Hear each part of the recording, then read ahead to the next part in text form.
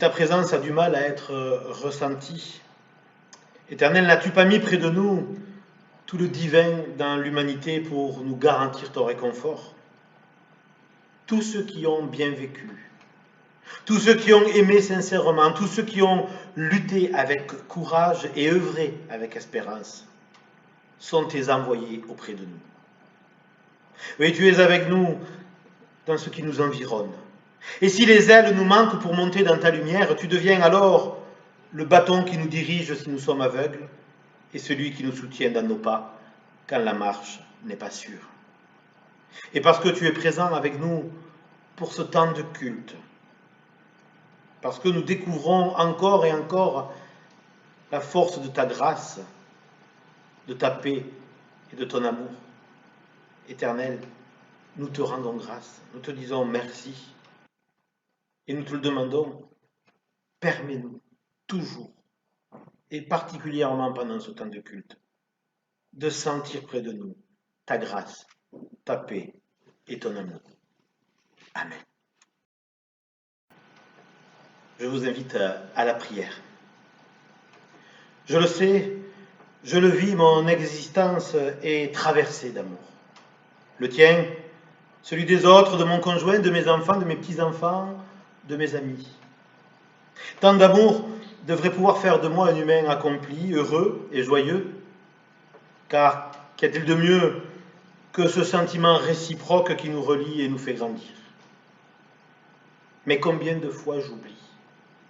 J'oublie de dire à ma femme, à mon mari, combien je l'aime. J'oublie de dire à mes enfants que je suis fier d'eux, que je veux qu'ils soient portés par mon amour. J'oublie de leur dire combien je les aime. J'oublie quand mes enfants ou mes petits-enfants sont loin, de leur dire combien j'ai besoin de leur amour, combien j'ai du mal à sentir leur amour qui se vit parfois à distance. J'oublie, pris par le quotidien de mes activités, de dire à ceux que je rencontre, mes voisins, mes amis, mes proches, combien j'ai de l'affection pour eux, combien leur amitié, cet autre nom de l'amour, m'est précieux et me fait tenir debout. J'oublie que dans les gestes simples de ceux qui me sont proches, l'amour se dit aussi. Je préfère ne pas voir l'amour de l'autre comme si je devais le leur rendre encore plus fortement. Et j'oublie, Éternel, j'oublie tes paroles d'amour qui ne sont pas uniquement de belles paroles, mais de vraies preuves de cet amour parfait de Père. J'oublie que tu m'aimes tel que je suis et pour ce que je suis. Alors je t'en prie, aide-moi à m'aimer tel que je suis et à aimer l'autre tel qu'il est, et ouvre mes yeux et mes oreilles pour que je puisse entendre toutes ces forces d'amour qui tous les jours viennent à ma rencontre. Amen. Amis, l'Éternel est la flamme qui brûle en nous au travers de notre foi. Il vient sans nous brûler, mais simplement réchauffer nos cœurs tiédis. Il n'est pas inaccessible ou un doux rêve qui s'évanouit au réveil. Il est la force d'amour présente dans notre vie, dans chaque instant de notre vie. Il est celui sur qui nous pouvons nous appuyer et qui vient avec force et tendresse nous dire qu'il nous aime. Cet amour donné inconditionnellement nous ouvre à la vie en plénitude. Il nous ouvre vers demain. Il nous relève. Amen.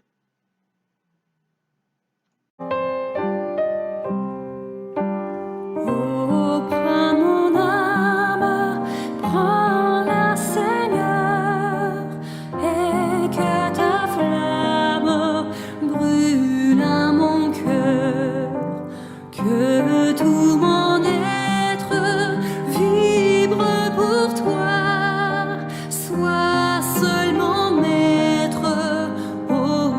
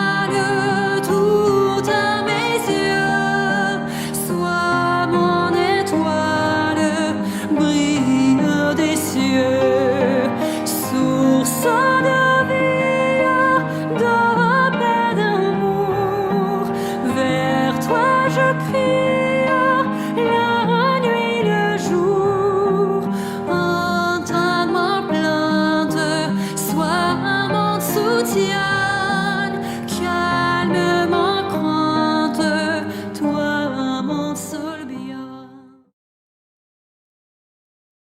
Je vous invite à écouter dans l'évangile de Jean la lecture prévue pour ce dimanche.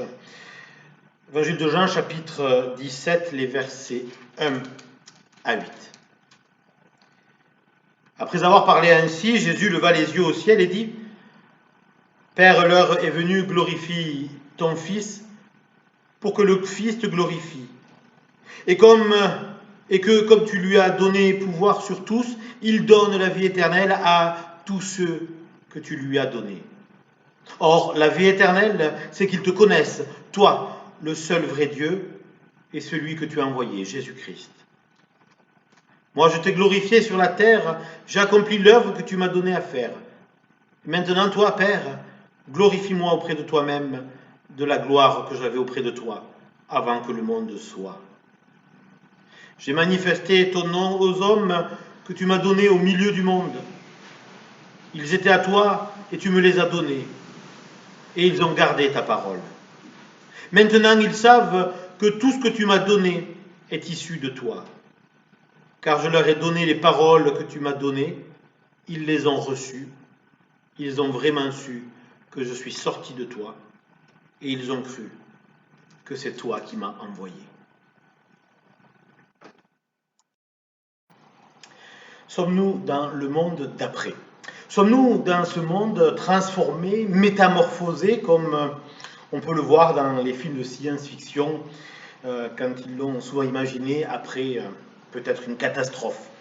Avec la pandémie et les mesures radicales qui ont été prises pour protéger un maximum la population, il y avait de quoi repenser à toutes ces fictions post-apocalyptiques qui nous présentent le monde d'après. Un après la catastrophe, un monde d'après la destruction, un monde d'après la pandémie. Et quand nous voyons toutes les nouvelles manières de faire qui ont été nécessaires, toutes les manières de vivre qui ont été modifiées et qu'on a dû adapter, il y a de quoi espérer ce monde d'après. Nous avons vu les manques, nous avons pu constater les limites de nos systèmes de gouvernance ou peut-être un peu plus de nos systèmes économiques. Nous avons vu, entrevu peut-être, ce que nous pourrions espérer pour un monde d'après. Et cela nous a vraiment donné à voir la force des solidarités, la possibilité et la nécessité d'ailleurs aussi d'une action écologique. Ce temps de confinement, ces 2 mois mis à part, nous ont ouvert sur ce regard écologique parce que bien il y avait des conséquences directes à la non-activité humaine.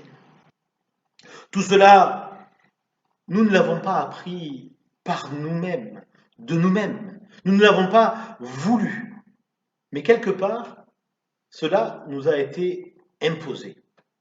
Et maintenant, nous attendons que s'impose ce monde d'après. Ce monde qui aurait été transformé par cette situation ô combien particulière.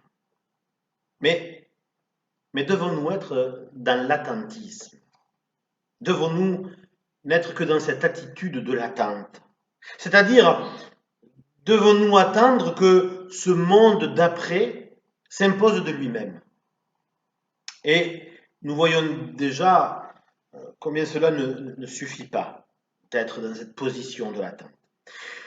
Dans les récits de l'ascension de Jésus, dans le livre des Actes, il y avait déjà un appel à ne pas rester les yeux fixés au moment où le récit nous raconte Jésus partant dans la nuée, dans les cieux, et les disciples restant là à contempler 2 hommes qui apparaissent en disant « Mais ne restez pas là à regarder vers le ciel, ne restez pas à attendre un hypothétique retour de celui qui est parti, regardez sur la terre, Regardez-la parce que c'est peut-être comme ça qu'il reviendra d'ailleurs. En tout cas, c'est sans doute comme ça que l'on restera fidèle à sa proclamation, fidèle à son message. Ne restez pas les yeux fixés vers le ciel, mais soyez les yeux vers la terre, artisans, acteurs, pour ne pas dire promoteurs du monde qui vient. Ce monde d'après, nous y sommes déjà. Nous sommes déjà dans l'après. Et sans vigilance de notre part, ce monde d'après pourrait ressembler à s'y méprendre au monde d'avant. Mais à bien y réfléchir, qu'est-ce que c'est que ce monde d'avant et qu'est-ce que c'est que ce monde d'après? Qu'est-ce que cela signifie vraiment? Parler en termes d'avant, d'après, implique qu'il y a un événement au centre, entre les deux, un événement majeur qui vient transformer l'avant en après. Et quand nous en parlons aujourd'hui, de cet événement, quand nous parlons d'un événement qui marque le passage l'un à l'autre, c'est souvent, quand on en parle, avec un accent apocalyptique. Nous pensons à des apocalypses, à une apocalypse, comme si un monde était mort et qu'un autre naissait. Alors, cette pandémie que nous vivons encore, serait-elle une apocalypse? Cette pandémie est-elle une apocalypse? Une fin de monde? D'un certain côté, c'est peut-être vrai. Et alors, oui, il y aura bien un monde d'après. Mais ne devrait-il pas déjà être là, ce monde d'après? Avons-nous vraiment le sentiment de vivre dans un monde d'après? J'ai plutôt l'impression que nous sommes encore dans une espèce d'entre-deux sans qu'il y ait vraiment eu l'événement catastrophique que le mot apocalypse fait résonner dans nos têtes. Si nous voyons une apocalypse dans ce que nous venons de vivre, il ne faut pas la voir comme une fin, mais plutôt, et c'est d'ailleurs son sens premier, comme une révélation. Le mot apocalypse signifie littéralement lever le voile. Hein. Le voile se lève et permet de voir ce qu'il y avait caché derrière. Nous venons de vivre un moment de révélation sur notre monde. Certainement pas, certains pans de notre façon de vivre ont révélé leur nature et ont révélé les changements que nous devrions opérer. Cette révélation ne vient pas comme l'éclair séparer ce qui serait de l'ordre du monde d'avant et de celui de l'ordre du monde d'après. Cette révélation vient peut-être tout simplement comme une lumière qui éclaire non pas le monde d'après, mais bien le monde qui vient. Ce monde qui vient, c'est celui que nous en ferons. De tout ce que nous aurons appris, de tout ce que nous aurons constaté, de tout ce que nous aurons vécu, nous devrons en faire la force qui fera de nous les acteurs de ce monde qui vient. C'est la fonction de l'envoyé. Et je crois que même bibliquement, c'est une de ses fonctions aux envoyés. Chargé d'un message, d'une mission, il annonce ou il apporte ce qu'il va être nécessaire ou ce qui va être la force qui va permettre de transformer. L'envoyé, dans son message, dans sa mission, contient cette force de transformation. Dans ce monde qui vient, chacune et chacun d'entre nous est appelé alors à être un envoyé. Dans le texte de Jean d'aujourd'hui, ce texte qu'on appelle la prière sacerdotale, où nous voyons Jésus prier le Père, nous pourrions retrouver cette dimension de monde qui vient et d'appel à être des envoyés. Bien sûr, ce texte est riche de symboles, riche de sens, et il ne peut se résumer à une seule interprétation. C'est sans doute un peu toute la force et la magie du texte de Jean, de cet évangile si riche, car chaque mot mériterait une interprétation et peut-être même une prédication. Mais aujourd'hui, laissons-le résonner peut-être ce texte avec notre actualité. Replaçons un petit peu le texte de cette prière sacerdotale. Elle arrive au moment où Jésus prend le dernier repas, son dernier repas avec ses disciples. Et dans ce repas, Jésus se lance dans une sorte de discours fleuve, on pourrait dire. Hein. En tout cas, un long monologue adressé à ce groupe qu'il a suivi et ce groupe qui est là maintenant et qui l'écoute autour de la table en partageant le repas. Et Jésus leur annonce sa fin prochaine. Ce discours est là pour les préparer quelque part à cette mort qui va arriver, à ce départ, peut-être involontaire, sans doute involontaire, ce départ qui va les plonger très certainement dans la douleur, qui va les plonger en tout cas dans une sorte de perdition. Quand je dis perdition, c'est plutôt dans le sens d'une perte de direction, perte même de vision de l'avenir. Et Jésus, en leur annonçant cette fin prochaine, va essayer, va tenter et même va réussir à donner une parole, leur donner une parole pleine d'espérance qui pourra les porter, continuer à les porter dans l'espérance. Mais je ne pense pas que ce discours soit de l'ordre du monde d'avant et de celui du monde d'après. Je ne crois pas que Jésus, en apportant ce discours plein d'espérance, veuille parler du monde d'avant, lui, ou du monde avant, là où il est encore avec les disciples, ce monde dans lequel il est, dans le monde dans lequel il est en train de parler, qui deviendrait alors le monde d'avant dès lors que lui-même ne serait plus.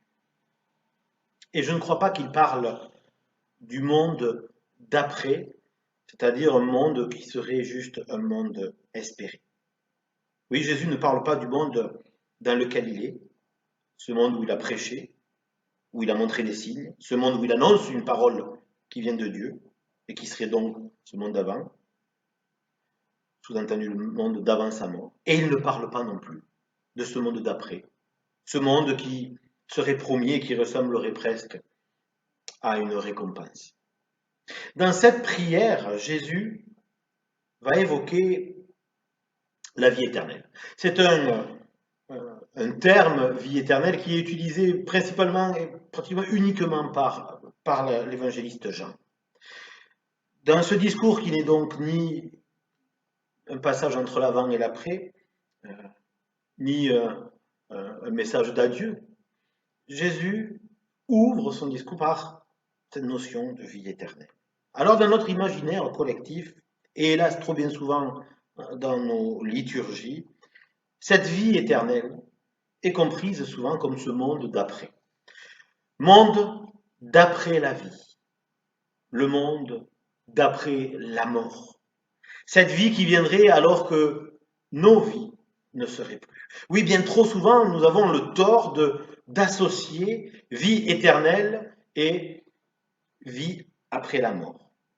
Comme s'il y avait notre vie dans ce monde-ci, celui dans lequel nous évoluons, celui dans lequel nous naissons, celui dans lequel nous vivons, celui dans lequel nous élevons nos enfants, nous travaillons, ce monde dans lequel nous profitons des paysages, des bons temps, du plaisir qu'il peut nous offrir, mais aussi ce monde dans lequel nous souffrons, dans lequel nous pleurons, ce monde qui ne coule pas toujours comme un long fleuve tranquille, ce monde où au final, après être nés, après avoir vécu, nous mourrons. Et une fois cette vie terminée, il y aurait alors une autre vie, comme un autre monde, comme il y aura ce monde d'après. Vie d'après qui serait en fonction d'ailleurs de la vie d'avant. Je serai dans le monde d'après en fonction de ce que j'aurais fait dans la vie d'avant. Un monde après qui, comme dans nos discours d'aujourd'hui, serait en lien avec vraiment ce que nous aurions fait dans le monde d'avant. Mais dans la bouche de Jésus, du Jésus de l'évangile de Jean, la vie éternelle n'est jamais un futur. Et d'ailleurs, il le dit dans le texte, comme tu as donné le pouvoir au Fils sur tous, il donne la vie éternelle à ceux que tu lui donnes. Et c'est comme cela que Jésus prie dans le texte. Et plus loin, il ajoutera comme une sorte même de définition de cette vie éternelle. Or, la vie éternelle, c'est qu'ils te connaissent, toi, le seul vrai Dieu, et celui que tu as envoyé. Ce n'est donc pas un monde d'après, mais bien quelque chose qui est de notre ordre, celui de la connaissance. La vie éternelle, donc, n'est pas cette vie d'après, la vie éternelle, c'est la connaissance, savoir que tu es, savoir, connaître que tu es Dieu, dit Jésus. Cette connaissance, justement, n'est pas un savoir, c'est une reconnaissance, une prise de conscience de ce qu'est Dieu et de ce qu'est le Christ, compris vraiment comme la parole de Dieu. Et nous voilà invités à reconnaître le divin alors dans notre présent et à vivre de la parole qui nous est adressée. Vivre de cette parole que Jésus est venu lui-même annoncer. Parole de libération et parole de vie. La vie éternelle est alors une vie en plénitude, vécue ici et maintenant. Une vie dégagée de toute angoisse de mort qui ne donne aucun pouvoir à la mort, même à celle qui doit venir. La vie éternelle nous permet d'être pleinement dans la vie et de ne pas être enfermés dans l'idée d'un monde d'après, mais bien dans ce monde qui vient et dans lequel je peux vivre sereinement. Oui, je peux vivre sereinement le monde qui vient parce que je suis dégagé des contingences du monde, parce que je suis invité à le vivre pleinement, à vivre pleinement tout ce qui m'est donné, parce que je peux être acteur, parce que je suis acteur, parce que je suis promoteur de ce monde qui vient. Et pour tout cela, oui, je peux le vivre sereinement. Je suis acteur et promoteur, car toujours inscrit dans la suite de Jésus. Il n'y a pas de rupture, il n'y a pas d'avant, d'après, séparé par un événement majeur, il y a une continuité et je suis toujours dans la suite de Jésus, et ce qui me permet d'être sereinement dans ce monde. Dans cette prière qui peut nous sembler un peu dure à comprendre, où les liens entre père et fils et disciples sont compliqués, il nous faut pouvoir y trouver ce lien justement institué par Jésus, ce lien qui nous relie à lui, un lien de continuité entre son œuvre de révélation d'une parole, celle de Dieu, et notre mission. Comme Jésus est avec le Père, il prie pour que nous soyons nous aussi un. Ainsi, il n'y a plus de distinction entre lui et nous. Le disciple que nous sommes vit de la parole de Jésus, lui-même compris comme parole de Dieu. Et ainsi donc, oui, c'est bien la parole de Dieu qui se dit à travers notre vie. Le rôle messianique, c'est-à-dire d'envoyé de Dieu, est transmis par Jésus à tous ceux qui mettent sa foi en lui. Autrement dit, en sa parole. Dès lors, c'est à nous que revient ce rôle. C'est à nous d'être les envoyés, comme Jésus lui-même a été l'envoyé. Et notre parole n'annonce pas un monde d'après, mais elle éclaire le sentier de ce monde qui vient. Ce monde qui vient, nous voulons qu'il jaillisse comme une source de vie éternelle. Nous voulons que tous puissent vivre pleinement. Pas après, mais maintenant. Vivre pleinement leur vie dans le présent, dans ceux qui viennent nous rencontrer à chaque instant. Oui, c'est vrai que cette prière de Jésus peut nous paraître compliquée. Mais entendons-la comme le passage de relais dans une course. Aujourd'hui, après cette crise, Il y aura ceux qui resteront dans le monde d'avant, ceux qui ne voudront pas de changement parce que ça les arrange ou parce que ça leur fait peur. Il y aura ceux qui s'enfermeront dans le fantasme d'un monde d'après et qui seront déçus parce que ce monde ne s'impose pas et qui du coup passeront à côté du présent de leur vie en attendant toujours un après. Et il y a une autre voie, cette voie que nous apprend Jésus le Christ, cette voie qui n'est pas celle du monde d'avant ni du monde d'après, mais du monde qui vient, cette voie qui est celle de la vie éternelle, saisie dès à présent, et qui nous permet d'être acteurs et promoteurs d'un monde qui vient, qui nous permet de rester confiants à chaque instant, et donc vivant pleinement, parce que ouverts et prêts à accueillir ce qui vient. Amen.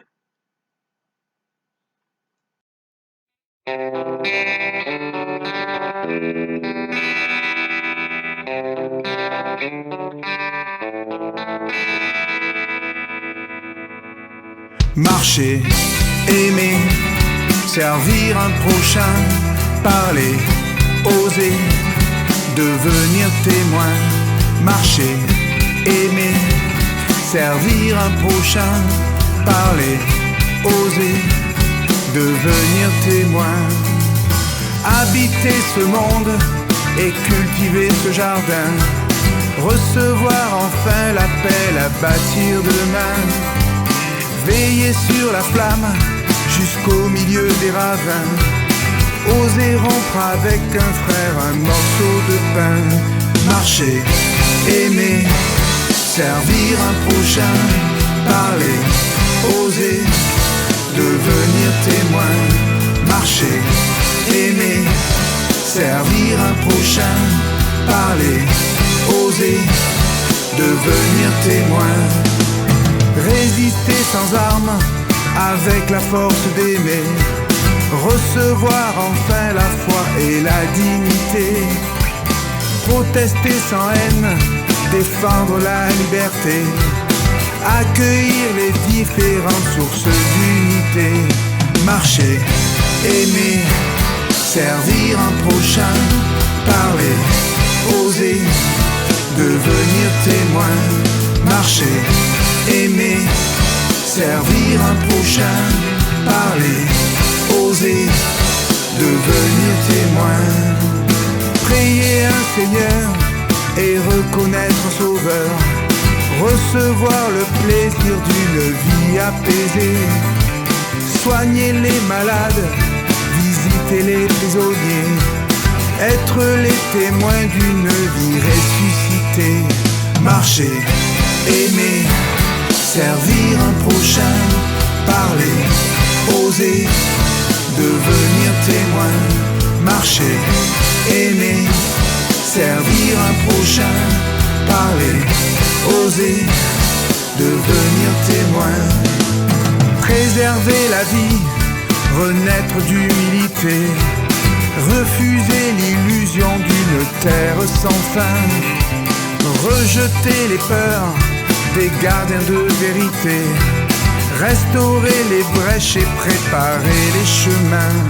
Marcher, aimer, servir un prochain, parler, oser, devenir témoin.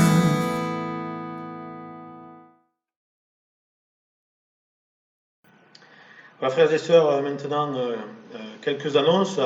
Tout doucement, notre Église reprend le cours de ses activités normales. À l'heure où j'enregistre, le conseil presbytéral n'a pas encore eu lieu. Il se réunit ce dimanche matin à la source et il a notamment à l'ordre du jour, bien sûr, un point sur la construction du CMLK. Vous recevrez d'ailleurs bientôt de nouvelles informations. Le bâtiment, après une pause dans les travaux, le bâtiment commence maintenant à être élevé, donc c'est la partie la plus visible de ces travaux, et donc vous recevrez assez régulièrement maintenant des photos et puis aussi des nouvelles de l'avancée des travaux. Donc nous espérons qu'il n'y aura pas d'autres confinements qui ralentiraient à nouveau l'avancée de la construction, et si tout va bien, automne, novembre, octobre-novembre, nous devrions pouvoir réceptionner les travaux. Donc le conseil presbytéral aura ce point-là à étudier avec les personnes qui accompagnent le chantier, mais surtout aussi le conseil va mettre en place la reprise des cultes et la reprise des activités. Voilà, donc les gaps nord-sud se sont réunis pour faire monter aussi leur réflexion vers le conseil et peut-être au moment même où vous êtes en train d'écouter ce culte, le conseil, lui, travaille donc sur la reprise de nos activités. Et vous aurez bien dans la semaine, dans la prochaine lettre paroissiale que vous recevrez cette semaine, les informations, les nouvelles informations. Nous attendons bien entendu aussi les consignes gouvernementales concernant la reprise des activités possibles. Voilà. N'hésitez pas à faire passer vos annonces si vous en avez besoin. La lettre paroissiale donc, peut servir aussi de lien entre nous. Et s'il y a des annonces particulières, des personnes pour qui vous voulez que la communauté prie, ou pense, ou toute autre chose, n'hésitez pas à l'envoyer par mail ou à me téléphoner. Je le redis, si certains souhaitent ma visite, je peux me déplacer. Je suis désormais équipé de masques et de gel hydroalcoolique, donc il n'y a pas de souci pour pouvoir nous rencontrer. J'espère vous retrouver très rapidement et je vous invite à prolonger ce temps de culte. Nous prions. Éternel, quel que soit le nom que l'on te donne, Adonai, Père, Dieu, force, énergie ou idéal du bien, nous voulons maintenant t'adresser ces quelques mots qui prennent la forme d'une prière. Nous sommes parfois dans l'inquiétude pour nos enfants. Vont-ils grandir comme nous le voulons? Vont-ils trouver un travail à leur image? Seront-ils heureux? Avec confiance et espérance, nous voulons te remettre ces inquiétudes. Il arrive que nos vies soient traversées par la perte d'un proche, un parent, un frère, une sœur, un ami. Quand cela survient, nous risquons toujours de sombrer dans la mort. Mais le souvenir joyeux, ce que nous avons reçu de ceux qui nous quittent, sont autant de petites graines semées dans nos vies qui ne demandent qu'à grandir. Avec confiance et espérance, permets-nous de traverser la mort pour être pleinement vivants. Nos familles, notre maison, notre pays, notre culture nous semblent parfois bien lourds à porter. Et partout dans notre monde, et parfois au plus proche de nous-mêmes, se trouvent des personnes déracinées, rejetées, perdues dans un monde duquel ils se sentent exclus. Et ils attendent de nous un accueil, un geste, une parole d'amour et de fraternité. Avec confiance et espérance, nous voulons être porteurs de fraternité et d'accueil. Chacune et chacun a dans sa vie des rêves. Être pompier ou cosmonaute, caissière ou vétérinaire. Nous savons que nous avons tous et toutes une vocation. Et nous pouvons être déçus de ne pas arriver à réaliser nos rêves. Mais la première de ces vocations, c'est d'être heureux. Être dans la vie, être avec les autres, porteurs de bien et de bon. Chacun en aimant son prochain, en visant toujours son idéal et en choisissant la vie, devient serviteur de l'humanité. Avec confiance et espérance, accompagne-nous sur le chemin de notre vocation humaine et sur le chemin du service. Seigneur éternel, avec confiance et espérance, permets-nous d'être promoteurs du monde qui vient. Et ensemble, nous te disons cette prière que Jésus nous a lui-même enseignée. Notre Père qui es aux cieux, que ton nom soit sanctifié, que ton règne vienne, que ta volonté soit faite sur la terre comme au ciel. Donne-nous aujourd'hui notre pain de ce jour. Pardonne-nous nos offenses comme nous pardonnons aussi à ceux qui nous ont offensés. Ne nous laisse pas entrer en tentation, mais délivre-nous du mal. Car c'est à toi qu'appartiennent le règne, la puissance et la gloire, au siècle des siècles. Amen. Nous arrivons, frères et sœurs, amis, au terme de ce culte. Dieu vous appelle à vivre une vie éternelle. Il vous appelle à vivre une vie en plénitude, une vie libérée des contingences du temps et du monde. Et Dieu vous donne la force d'habiter pleinement ce monde qui vient en vivant dès aujourd'hui son royaume. L'Éternel est avec vous et il vous bénit. Amen.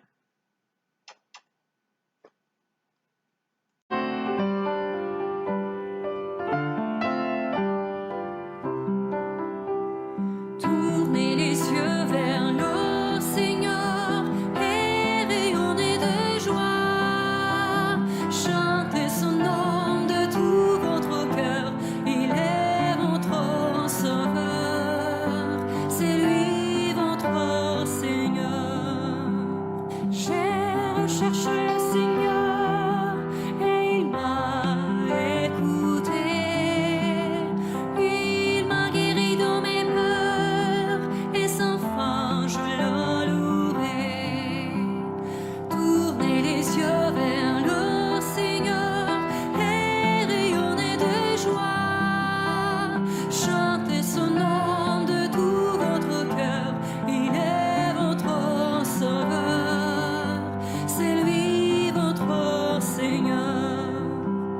Dieu regarde ceux qu'il aime, il écoute leur voix, il les console de leur peine et il guide leur pas. Tournez les yeux vers le Seigneur et rayonnez de joie. Chantez son nom de tout votre cœur, il est votre sauveur. C'est lui votre Seigneur. Ceux qui cherchent